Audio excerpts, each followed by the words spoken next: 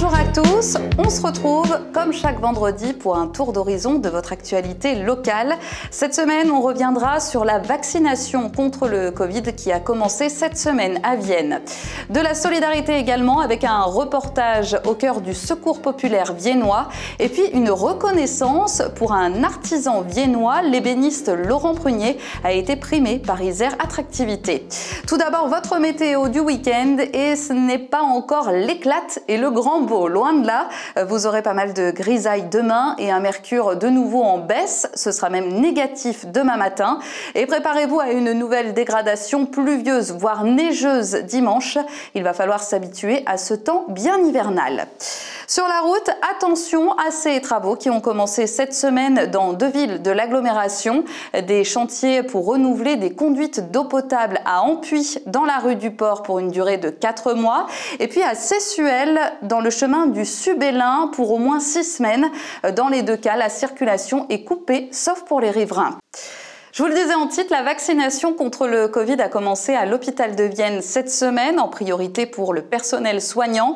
Les entretiens ont aussi commencé avec les résidents d'EHPAD. Et si vous avez plus de 75 ans, vous pourrez vous faire vacciner à partir de lundi. Les inscriptions sont ouvertes sur le site santé.fr. Et concernant les restrictions, vous l'avez suivi certainement en direct hier soir. Le couvre-feu a été avancé à 18 h partout en France, donc également en Isère et dans le Rhône. Entre la crise sanitaire et le froid qui s'abat en ce moment dans la région, les associations de solidarité ne chôment pas. Illustration au Secours populaire de Vienne, situé dans la rue du 24 avril 1915 à Estresin. Les actions sont variées et elles ont fortement été impactées par le Covid. Chantal Mézières est secrétaire générale de l'association. Nous avons 63 bénévoles sur le comité de Vienne.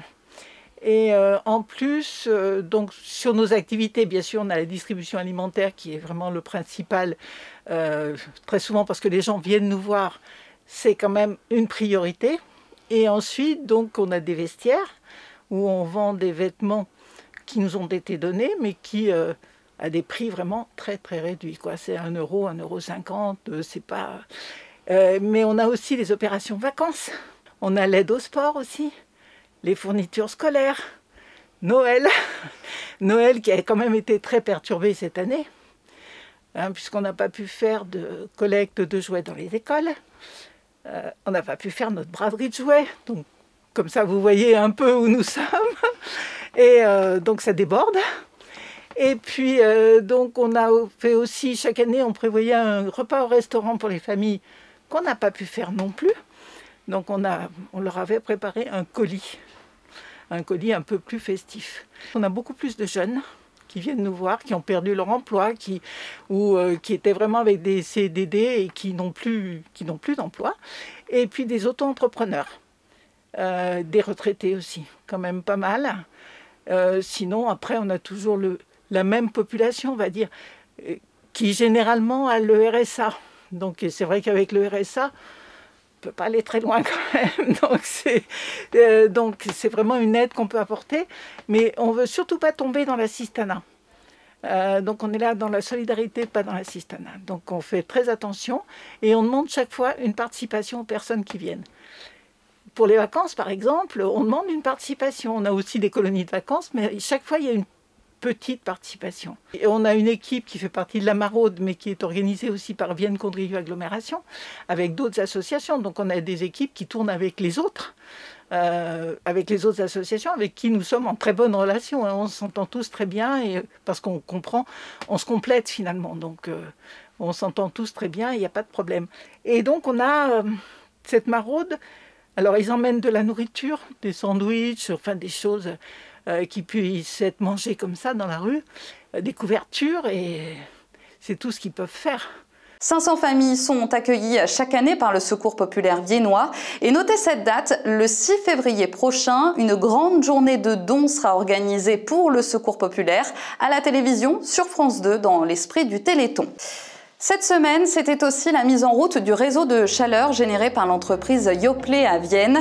La chaleur perdue est récupérée pour alimenter 60% des besoins de 791 logements Advivo et de l'école Claude Bernard.